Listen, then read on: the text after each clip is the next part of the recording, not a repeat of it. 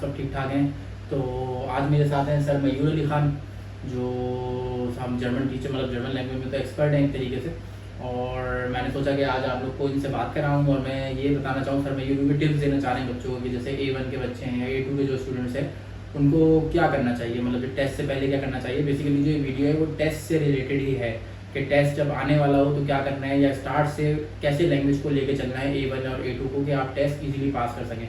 तो हम सर मयूर से बात करेंगे इस बारे में और सर मयूर की राय जानेंगे इस बारे में कि क्या है और बच्चों को किस तरह प्रिपेयर करना चाहिए। जी सर मयूर, आप हमारे स्टूडेंट्स को बताएं कि A1 का अगर जो एग्ज़ाम है उसको किस तरह हम कंडक्ट कर सकते हैं और बच्चों को उसके लिए क्या क्या तैयारियां करना ज़रूरी है, या क्या आपके तजुर्बे के हिसाब से, आपके एक्सपीरियंस के हिसाब से कहाँ बच्चा लैग करता है, कहाँ स्टूडेंट लैग कर रहा होता है कि सर ज़्यादातर स्टूडेंट एक जगह लैग करते हैं कि भाई वोकैबुलरी में मसला है या कोई ग्रामर में मसला है, तो क्या मसला है, आप उसमें क्या बताना चाहेंगे। सबसे पहली बात तो ये कि हमेशा कोर्स स्टार्ट करने से पहले मैं 2 से 3 बातें अपने हर स्टूडेंट से करता हूँ। देखें, एक फॉरेन लैंग्वेज पढ़ने के लिए हमें सबसे पहले हमारा माइंड सेट ये होना चाहिए कि हम ये सोचें कि हमने बचपन से, जैसे हमने उर्दू इंग्लिश हम बचपन से पढ़ते जा रहे हैं, हम उसको जिस स्ट्रक्चर के साथ लेके चलते हैं, जिस तरीके से हमारे माइंड सेट होते हैं कि हमने उसको इस तरीके से ही पढ़ना है, ये चीज़ पहले निकाल दें। बहुत से बच्चे क्या गलतियाँ करते हैं, वो ये करते हैं कि जैसे उन्होंने इंग्लिश को पढ़ा है इसी तरीके से वो जर्मन पढ़ने की कोशिश करते हैं, लेकिन ऐसा है नहीं। जर्मन लैंग्वेज थोड़ी कॉम्प्लिकेटेड लैंग्वेज है, इसमें ज़्यादातर चीज़ें साइंस पर डिपेंड करती हैं। तो मैं हमेशा कहता हूँ कि इंग्लिश टू जर्मन या जर्मन टू इंग्लिश ट्रांसलेशन अपने दिमाग में नहीं किया करें, ना इन चीज़ों पर जाया करें। दूसरी चीज़ वर्ड टू वर्ड ट्रांसलेशन नहीं करें, वर्ड टू वर्ड ट्रांसलेशन नहीं किया करें, क्योंकि होता ये है कि बच्चा कंफ्यूज जब होता है, जब उसको आप एक से ज़्यादा 2 पार्ट में लगाते हो, 2 वेज आप उसको दिखाते हो, बच्चा कंफ्यूज हो जाता है। ठीक है, एक बिगनिंग लेवल का बच्चा जिसने कभी जर्मन नहीं पढ़ी, जब वो इन चीज़ों को समझने की कोशिश करता है तो वो कभी समझ नहीं पाता। लैंग्वेज को जितना सिंपल तरीके से पढ़ाया जाए उतना ज़्यादा बेहतर है एक बच्चे के लिए, बिगनिंग लेवल के लिए, A1 A2 स्टूडेंट्स के लिए खासतौर पर। और हमारी खासियत यही है कि हम लोग जो है बहुत बिल्कुल बहुत बिगनर्स लेवल से स्टार्ट करते हैं और उसको फिर उस हिसाब से लेके चलते हैं। बिल्कुल हम अल्हम्दुलिल्लाह जो हमारे बिगनिंग के स्टूडेंट्स हैं, सारे जितने भी हमारे बैचेस हैं, हम हमेशा उनको जो बड़े सिंपल तरीके से एक प्लेटफॉर्म बना के हमारी जो नोट्स हैं, हमारी जो एक पूरा कोर्स स्ट्रक्चर है, हम उस मुताबिक बिल्कुल आराम से लेके चलते हैं। बच्चे के पहले कॉन्सेप्ट्स क्लियर करते हैं, क्योंकि मेरे मुताबिक मेरे ख्याल से कि 50% 50 to 60% बच्चों का जो मसला, सबसे बड़ा मसला होता है वो ये होता है कि उनके बेसिक कॉन्सेप्ट क्लियर नहीं होते। वो वोकैब्स अच्छी खासी जानते हैं, उनको पता होता है कि मॉडल वर्ड्स क्या हैं, वर्ड्स क्या हैं, सब चीज़ें पता होती हैं, बेसिक अल्फ़ाबेट्स वगैरह पता होते हैं, लेकिन उनकी प्रोनाउंसिएशन अच्छी नहीं होती, उनके कॉन्सेप्ट पीछे के क्लियर नहीं होते, जिस वजह से वो आगे बढ़ते रहते हैं और उनको मसले आते रहते हैं। मेरे मुताबिक जब बच्चे का पिलर्स होते हैं, आपके जो बेस होती है, अगर वो बहुत पक्की होगी तभी बच्चा आगे ग्रो कर सकता है, वरना बच्चा ग्रो नहीं कर सकता। इसलिए मैं ज़्यादा जब भी मैं अपना बैच स्टार्ट कराता हूँ, मैं एटलीस्ट 1 to 1.5 वीक जो है इन बेस को पक्की करने में लेता हूँ। मैं बुक हो गई, हमारी बुक्स हो गई या हमारे नोट्स हो गए, उनको मैं स्टार्ट नहीं करता पहले। तो हमारा मतलब अल्हम्दुलिल्लाह खासियत ये है कि हम चाहते हैं कि हमारे बच्चे को हर कॉन्सेप्ट क्लियर हो। हम टेस्ट की तैयारी, एक होता है कि आप एक टेस्ट की तैयारी कराने के लिए बच्चे को पढ़ाते हैं, एक होता है कि आप बच्चे को इस वजह से पढ़ाते हैं कि बच्चे के हर कॉन्सेप्ट क्लियर हो, कल को वो B1 करे, कल को जर्मनी जाके B2 पढ़े, तो उसको बेस से जो पढ़ता हुआ आ रहा है उसको हर चीज़ जो है पक्की हुई है, वो सब चीज़ों को जल्दी से क्योंकि जो मैंने जैसे नोट करा कि जो बच्चे A1 पास भी कर लेते हैं ना, अगर लेकिन उनकी वो बेस हल्की होती है, बेस कमजोर होती है, लेकिन वो A1 किसी ना किसी तरह धक्का मार के पास कर लेते हैं, फिर वो आगे फंस जाते हैं A2 B1 B2, फिर उनसे B1 नहीं निकल रहा होता, वो 2 बार देते हैं, 3 बार B1, क्योंकि B1 के लिए भी जो बेस है वो डिपेंड करती है, मतलब वो स्ट्रॉन्ग होनी चाहिए। जैसे कि उसमें B1 में जैसे रिलेटिव प्रोनोमिन आ रहा है, उसमें पता होना चाहिए भाई उससे लिंक कर रहा है कि डाटिव और अकुजाटिव उससे लिंक कर रहे हैं। अब डाटिव और अकुजाटिव आप पढ़ते हैं A1 में, तो जब ये डाटिव और अकुजाटिव भी A1 बच्चे के लिए नहीं होते तो वो B1 में जाके जो है फिर वो फेल होता है और फिर आगे उसको मसले होते हैं, तो इसलिए A1 उसकी बेस जो है वो स्ट्रॉन्ग होनी चाहिए। दूसरी बात ये कि मैंने अक्सर हमारे पास कुछ बच्चे आते हैं जो बोलते हैं कहीं और इंस्टीट्यूट से पढ़ के आए हैं और कहीं और से आए हैं, A2 के आते हैं या A1 के दोबारा आके A1 कर रहे होते हैं हमारे पास बैठ के। तो मैंने एक चीज़ जो एक्सपीरियंस करी है बच्चों के साथ बैठ के, वो ये कि वो काफ़ी प्रोनाउंसिएशन में बड़े स्ट्रक होते हैं। वो कहते हैं सर हमें इस वर्ड की ये भी प्रोनाउंसिएशन बताई गई, हमें ये भी प्रोनाउंसिएशन बताई गई। तो मैं उनको ये एडवाइस करता हूँ हमेशा, देखें प्रोनाउंसिएशन के चक्करों में ना फंसें। ठीक है, अभी आप देखिए एक बच्चा है, उसमें उसके वो वैसे ही एक बिगिनिंग लेवल पे, वो वैसे मतलब ये कहते हैं ना एक पैदा हुआ बच्चा ब्लैंक है, आप उसको अगर 3-4 चीज़ों में फंसा देंगे तो वो उस चीज़ को ग्रो ही नहीं कर सकेगा, वो समझ ही नहीं सकेगा। अब एक मिसाल तौर पे मैं जैसे आप भी जर्मनी में रहा, मैं भी जर्मनी में रहा, मैं बर्लिन में भी रहा हूँ। मैं जब बर्लिन में मैंने B2 किया था, मैं बर्लिन से B2 करके मैं म्यूनिक शिफ्ट हुआ था, जो कि बायर्न स्टेट है। अब बायन जो बायरिशियल ऑइटे होते हैं, जो बायन के पीपल जो लोग होते हैं, वो उनकी जो प्रोनाउंसिएशन होती है ना काफ़ी अलग होती है। उनके कुछ वर्ड्स भी अलग होते हैं, उनका जो एक लहजा होता है, एक एक्सेंट होता है ना, वो काफ़ी वर्ड्स को चबा के और बहुत तेज़ी के साथ चीज़ों को करते हैं। तो अब अगर हम यही बात है ना कि अगर मैं उनको बोलूँ कि हम अभी जो आप बात करें जैसे इसमें तो हर स्टेट के अंदर ही तकरीबन अलग ही एक्सेंट है, अलग है, अलग ही प्रोनाउंसिएशन है, 16 स्टेट लेकिन यहाँ पे बच्चों को क्या बोला जाता है, नहीं नहीं नहीं आप ये गलत बोल रहे हो, प्रोनाउंस करो, ये प्रोनाउंस करो, हालांकि होती सब सेम है। हाँ बिल्कुल, होती सब सेम है। अब मैं एक बच्चा है, मैं एक बच्चे को इश में कितना मसला है, कोई एक पढ़ रहा है, कोई इश पढ़ रहा है, लेकिन हम कहते हैं कोई इशू नहीं अभी, क्योंकि अलग अलग, क्योंकि एक भी वहाँ पे बहुत सारे लोग एक कर रहे होते हैं। अब जैसे अक्सर बच्चों को पढ़ाया जाता है कि आर को एर्थ बोलते हैं, सही है एर्थ बोलते हैं, लेकिन उसका ह्यूगन, अब एक वर्ड है ह्यूगन मींस टू लिसन। अब एक बच्चा मुझे बोलता है सर हमने हुगेन पढ़ा था, आप हुगेन बोल रहे हैं। अब मैं उसको बच्चे को क्या बताऊं कि वहाँ पे जर्मनी में हर एक्सेंट, हर बंदों के अपने एक्सेंट्स के मुताबिक जर्मन के अलग हैं। तो आप तो एक फॉरनर हो, ठीक है, ये आपकी जुबान मदर लैंग्वेज नहीं है, आप इसको एक ही तरह प्रोनाउंस करो, उसी को आप समझो, उसी को समझ के आप ग्रो करो, वो आपके लिए ज्यादा इफेक्टिव है। ये नहीं कि आप बोलोगे यार ये आर का ये प्रोनाउंसिएशन थी तो आर की वो प्रोनाउंसिएशन थी, ये सब वैसी ये वही बात है जैसे अगर मैं एक उर्दू स्पीकिंग, कोई पेशावर का बंदा उर्दू बोले या मैं पंजाबी बोलूं तो हमारे एक्सेंट में काफी फर्क होगा। तो ये बच्चों को ज्यादा कंफ्यूज जो है ना यहाँ पे पाकिस्तान की हद तक एक्सेंट में किया जाता है। हालांकि आप इवन अगर जर्मनी जाके, जैसे मैंने जर्मनी से इंस्टीट्यूट से ही मैंने लैंग्वेज पढ़ी है, तो हमें कभी भी ये नहीं बताया गया कि नहीं आपने इतनी मतलब ये दोनों प्रोनाउंसिएशन में ये सही है तो ये गलत है, या ये गलत है तो ये सही है। बच्चे पे डिपेंड करता है, अगर उसको ये चीज समझ आ रही है ठीक है, वहां तक वो ठीक है। अब मैं जब बता रहा हूँ कि मैं जब बर्लिन से म्यूनिख गया तो वहाँ पे हम रेडन बोलते हैं, टू टॉक, रेडन टू टॉक। आप देखिएगा वो बायन के जो लोग हैं वो रेडन बोलेंगे, रिट्सुमिया गैर वो ज्यादा करेंगे। लेकिन इसका मकसद ये थोड़ी कि मैंने गलत पढ़ी है, मैंने भी तो जर्मनी से जर्मन पढ़ी है। तो थोड़ा सा बच्चों को मैं एडवाइस करता हूँ कि जो चीज आपको एक क्लास में बता दी जाए आप उस पर ज्यादा फोकस करें, आप परेशान ना हो कि नहीं ये चीज कोई अलग हो जाएगी या वो अलग हो जाएगी, आप कंफ्यूज रहोगे। क्योंकि ये एक ऐसी जुबान है कि ये इंग्लिश नहीं है, इस पे अगर आप जरा सा भी कंफ्यूज रहोगे ना, आप आगे की चीजें कवर नहीं कर सकोगे, मुश्किल हो जाएगी। इसमें जो अभी जो हमारा मेन मकसद है वो इसका वीडियो का ज्यादातर, क्योंकि हम A1 के टॉपिक पे हम ज्यादा रहेंगे कि भाई A1 जो है टेस्ट पास करने के लिए, तो मैं बेसिकली उसका ही आपसे जानना है। तो एक तो आपने मुझे बताया कि प्रोनाउंसिएशन में बच्चा इतना नहीं फंसे या इतनी टेंशन ले, या प्रोनाउंसिएशन कोई गलत हो रही है तो इतनी टेंशन ना ले, मतलब इसमें कोई आपका ये है। और क्या आप मुझे टिप्स देंगे? और मैं ज़्यादातर बच्चों को ये कहता हूँ कि देखें, जब भी हमारा जो A1 का हम बैच जब स्टार्ट करते हैं, मैं एक एडवाइस करता हूँ जो कि मैं एग्जाम भी नहीं करता हूँ। मैं ये 100% श्योर हूँ इस बात पे कि आप वोकैबुलरीज जो होती हैं आप रैंडमली नहीं पढ़ सकते, आप याद नहीं रख सकते। बहुत सारे बच्चे देख रहे हैं, मैं कह रहा हूं सर लिस्ट दे दें। मैंने कहा लिस्ट तो भाई तुम्हें गूगल पे मिल जाएगी, तो तुम्हें 1000 वर्ड्स की मिल जाएगी, तुम 1000 वर्ड्स थोड़ी याद कर सकोगे। ठीक है, आपकी बुक है, आपका कोर्स स्ट्रक्चर किया गया है, हर बुक का एक अलग थीम होती है, जिसको हम थीमा कहते हैं, थीम होती है, अलग अलग थीम्स होती है। जैसे मिसाल पे माइनर होम है, अब मेरा अपार्टमेंट, मेरे फ्लैट के मुताबिक जितनी भी चीजें हैं उनकी वोकैब्स मुझे इस चैप्टर से मिल रही हैं, तो मैं बच्चों को बोलता हूँ कि हमेशा अपनी एक लिस्ट बनाया करें थीम्स के हिसाब से, और वहाँ पे अपनी वोकैब्स को लिखा करें। और उनको लिखने के बाद ये नहीं कि आप उसको याद करें, जैसे इंग्लिश में हम वर्ड्स याद कर लेते हैं, नहीं, आप उसको सेंटेंसेस में यूज करें, आप लिख के यूज करें, आप बोल के यूज करें। ठीक है, बिल्कुल आपने सही बात करी। मैं भी इवन अपने टाइम पे, जैसे आपने जो बात करी चैप्टर वाइज, आप बच्चे जैसे पहला चैप्टर या दूसरा चैप्टर जिसका नाम मायने बोलूंगा तो वो उसी हिसाब से वोकैबुलरी याद करें, जिसको माय अपार्टमेंट। तो मैं भी अपने टाइम पे जब मैं पढ़ रहा था, मतलब फोकस शुरू में जब मैं पढ़ रहा था, तो हम इसी तरह याद करते थे कि एक चैप्टर सर ने पढ़ाया, कोई भी लेक्चर हमने पढ़ा, अब वो चैप्टर कंप्लीट हो गया। तो जब वो चैप्टर कंप्लीट हो जाता है तो उसके अंदर जितनी भी वोकैबुलरी निकलती थी मैं उसको एक जगह लिख लेता था कॉपी में। अब लिख लिया, अब लिख के उसको याद करता था। जैसे भाई बहुत सारे बच्चों से रट्टा मारने की बहुत शौकीन होता है, तो अगर रट्टा मारना तो आप उसको लिख के रट्टा मार लें, लेकिन रट्टा मार के अब आप उसको छोड़ नहीं देंगे। अब आप क्या करेंगे कि रट्टा मार लिया आपने उस लेक्चर की सारी वोकैबुलरी का, अब आप वो लेक्चर फिर उठाएंगे और उसमें जितनी भी रीडिंग है वो कहाँ वर्ड यूज हुए हैं फिर आप वो रीडिंग करेंगे। तो जब वो आप पैसेज बार बार पढ़ेंगे और बार बार रट्टा मारेंगे तो इसी तरह याद होगी। सिर्फ ये नहीं कि आपने वहाँ रट्टा मार लिया फिर उसको वर्ड को कभी देखा ही नहीं। अगर आप इस तरह रट्टा मारेंगे तो आप भूल जाएंगे, मतलब जो आपने वोकैबुलरी लिखकर अगर आप उस तरह उसको याद कर रहे हैं और फिर उसको कभी करेंगे तो भूल जाएंगे। लेकिन जो चीज़ आप याद कर रहे हैं उसके बाद आप उस लेक्चर को पूरा पढ़ें और 10 दफ़ा उस पैसेज को पढ़े, मसला नहीं है। जब आप उसको पैसेज को पढ़ेंगे तो वोकैबुलरी याद करने के बाद आपको वो पैसेज समझ भी आएगा, है ना सर, वो पैसेज पूरा समझ भी आएगा और उसके बाद वो वोकैबुलरी भी आपके दिमाग में जो है वो बैठ जाएगी इस तरह। तो एक तो वोकैबुलरी का बहुत अच्छी आपने टिप दी और ये इसी तरह करना चाहिए बच्चों को। फिर दूसरी चीज़ में आता है कि ग्रामर की कौन कौन सी ग्रामर A1 के अंदर जो है वो ज़्यादा बच्चे को ग्रैस्प करनी चाहिए।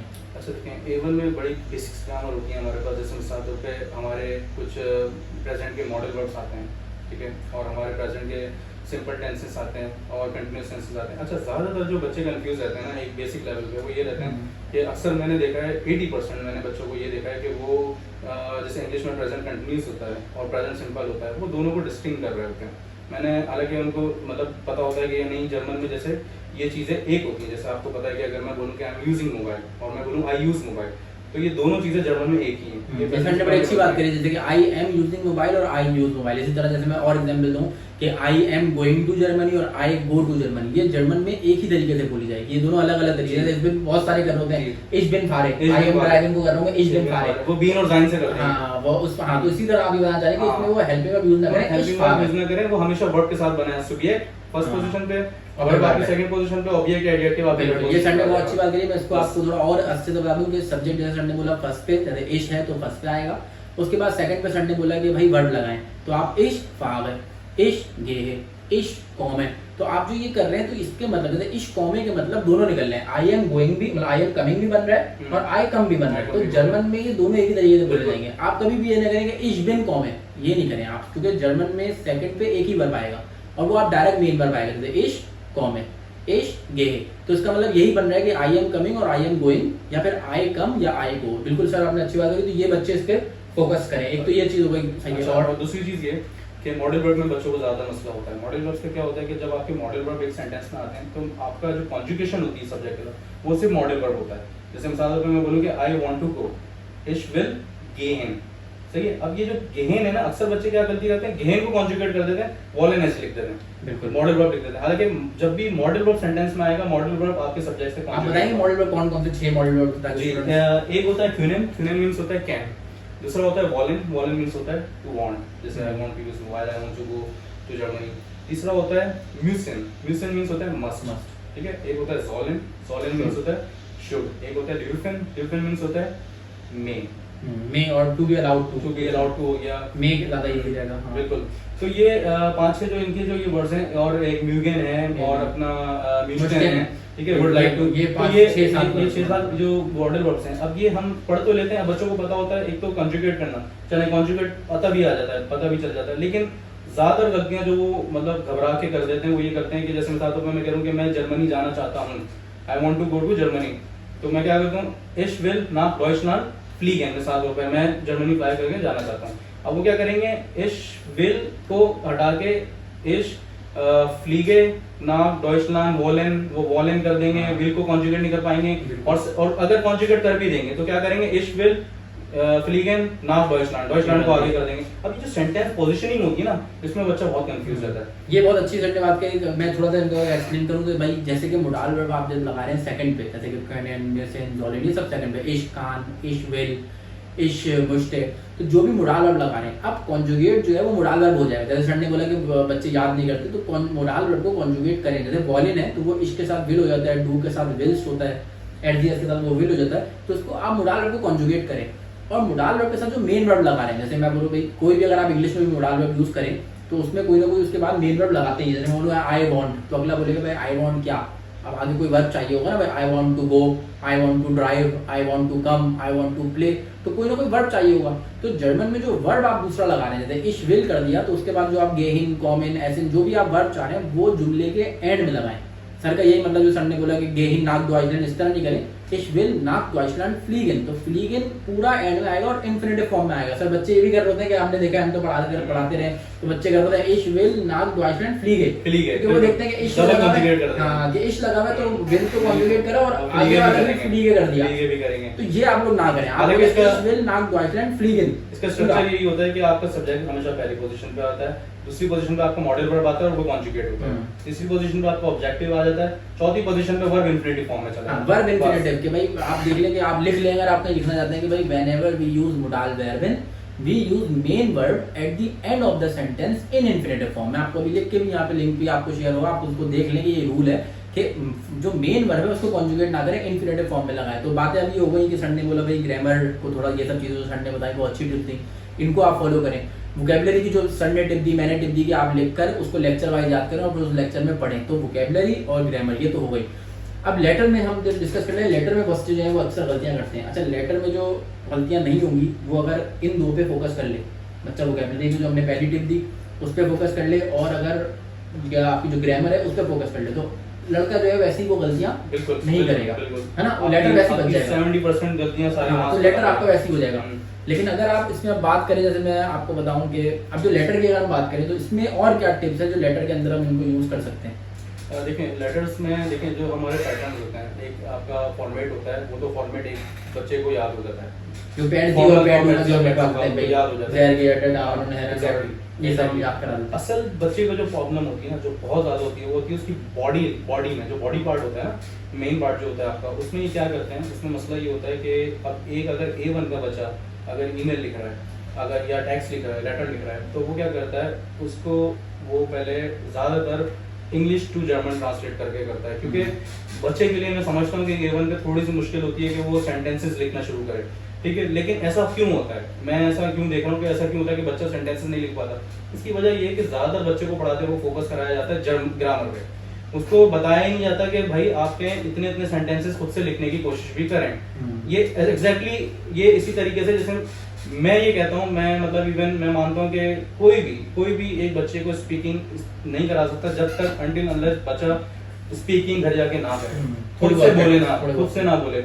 मैं अगर यहाँ पे 20 मिनट या 25 मिनट बैठ के बच्चे को स्पीकिंग कराऊं, लेकिन जो सेंटेंसेस हमने जो चैप्टर में पढ़े हैं, जो थीम में हमने वोकैब्स पढ़ी हैं, जो सेंटेंस स्ट्रक्चर्स हमने सीखे हैं, हम उसको बोलने की भी कोशिश करें। जब हम बोलेंगे तो हमें बोलना आएगा, वरना हम ग्रामर में परफेक्ट हो जाएंगे, हम रीडिंग में परफेक्ट हो जाएंगे, लेकिन हम बोल नहीं पाएंगे। तो आप ये कहना चाहिए सर, जो कहना चाह रहे हैं वो, अगर इसको बहुत शॉर्ट करें तो सर ये कहना चाह रहे हैं कि जो आप क्लास में पढ़ रहे हैं तो उसमें आप छोटे छोटे सेंटेंसेस ऑलरेडी ही बनाते रहें, ताकि जब आप एग्जाम के एंड में लेटर की जब आपकी तैयारी आई तो आपने सेंटेंसेस छोटे छोटे बनाए हुए हो। मुडाल रब से इश्कान क्रिकेट स्पीडन, इश्कान फुटबॉल स्पीडन, छोटे छोटे आपने सेंटेंस ऑलरेडी क्लास में बनाए हो। तो जब आपने क्लास में बनाए होंगे तो जब लेटर की बारी आएगी तो आप छोटे छोटे लेटर आप सेंटेंसेस आप में प्रैक्टिस है तो आप आराम से लेटर में जो है उसको यूज कर लेंगे। लेकिन लेटर में ये भी एक बड़ा इंपॉर्टेंट पॉइंट है कि बच्चा क्वेश्चन को समझे। ये बहुत इंपॉर्टेंट चीज है कि क्वेश्चन को समझे, कि जो क्वेश्चन अब क्वेश्चन को कब समझेगा जब वोकैबुलरी आती होगी। अब होगा क्या कि ये सब पार्ट प्ले कर रहे हैं, तो बच्चों को बताने का मतलब ये कि सारे पार्ट इंटरलिंक है एक दूसरे से, कि आपकी वोकैबुलरी भी होनी चाहिए, आपकी ग्रामर भी होनी चाहिए, और आपके पास जो है छोटे छोटे सेंटेंसेस बनाएंगे, आपकी प्रैक्टिस भी होनी चाहिए। क्योंकि अब जब आपको क्वेश्चन आया, आपको क्वेश्चन को अननोन वोकैबुलरी आ गई तो आप फंस जाएंगे। अब आपको लेटर आपको समझ ही नहीं आया कि यार ये क्वेश्चन क्या है और मैं इसको किस तरह जो है वो डील करूं, तो आप लेटर में 0 नंबर, और अगर लेटर में 0 नंबर आए तो बच्चा फिर वैसे ही फेल हो जाता है, क्योंकि लेटर में 0 नंबर तो बच्चा फेल। तो लेटर एक बहुत इंपॉर्टेंट रोल प्ले करता है अगर आपको ये टेस्ट पास करना है, क्योंकि लेटर में स्ट्रेट 0 आता है अगर आपने क्वेश्चन समझा ही नहीं। तो वोकैबुलरी स्ट्रॉन्ग करें, लेटर की प्रैक्टिस करें। फिर ये जरूर पॉइंट कि जब क्वेश्चन आ रहा है तो आप उसको ये समझें कि भाई पैड जी और पैड डू में क्या फ़र्क है। अच्छा, मैं एक बहुत इंपॉर्टेंट पॉइंट जो मैंने अपनी एक्सपीरियंस से आपसे नोट किया कि जब बच्चा कहता है यार सर हम नहीं समझे कि ये पैड जी लेटर है या पैड डू लेटर है। अब बच्चा अक्सर कहता है, मैं उसको कोई लेटर दिखाऊं वो बोलेगा ये पैड जी लेटर है। उसका रीज़न क्या है कि क्वेश्चन में आपने लिखा होगा भाई जी करके लिखा होता है कि भाई जी मुश्किल नाम गार्जियन फारिन और ऐसा कुछ, तो वो जी तो बच्चा समझता है लेटर में क्वेश्चन में जी लगा हुआ है तो इसका मतलब पक्की बात है कि ये पैड जी लेटर है।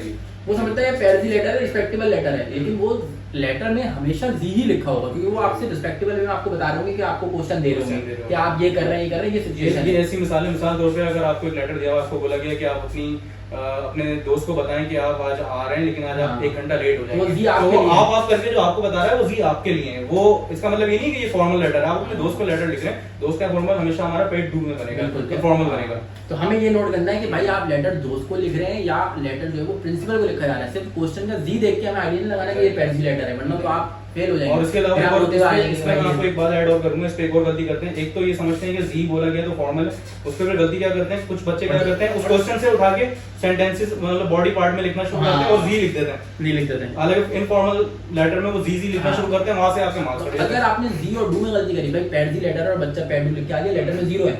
अब हमारे इंस्टीट्यूट के कितने बच्चे, मैं उनका नाम भी लूंगा, वो वीडियो देख रहे होंगे, बोलेंगे सर आपने हमारा नाम भी लिया, मैं नाम नहीं लूंगा, लेकिन उन्होंने गलतियां करी हैं ये कि भाई आप लेटर पैड जी है और वो डू में लिख के आ गए, तो उसमें नंबर कट जाते हैं आपके। नंबर अगर लेटर में 0 आए तो ऑलरेडी टेस्ट में आपको जो है ना बहुत हर्डल्स हो जाती है, फिर आप दूसरे पार्ट से टेस्ट नहीं निकाल सकते। कुछ तेज बच्चे भी होते हैं, फौरन 15 दिन पढ़ते हैं, 20 दिन पढ़ते हैं, टेस्ट A1 का पास करके आ जाते हैं, हमें पता ही नहीं चलता है भाई तो पास भी करके आ गए। तब क्या पता लगा होता नहीं यार इन्होंने कम पढ़ा है, 20 दिन पढ़ा है, 25 दिन पढ़ा है, ये कैसे पास करेंगे, वो पास करके आ जाते हैं, वो तेज होते हैं। तो कॉमन सेंस को ज़्यादा इस्तेमाल करना है। ये A1 के टेस्ट में तो एग्जैक्टली आपकी लैंग्वेज से ज़्यादा जो है ना आपका कॉमन सेंस है जो चेक हो रहा होता है। जो मैंने टिप्स दी हैं सर मयूर ने आपको टिप्स दी, ये बहुत आपके काम आएंगी। तो बिल्कुल आप ये वीडियोस देखें और हमारे यूट्यूब पे जाके चैनल को हमारे सब्सक्राइब करें, ताकि आपको और जो इन्फॉर्मेशन है A1 के A2 का, आगे आप B1 करेंगे B2 करेंगे, जैसे हमने करा, बाहर से करा, जर्मनी से करा, तो वो आपको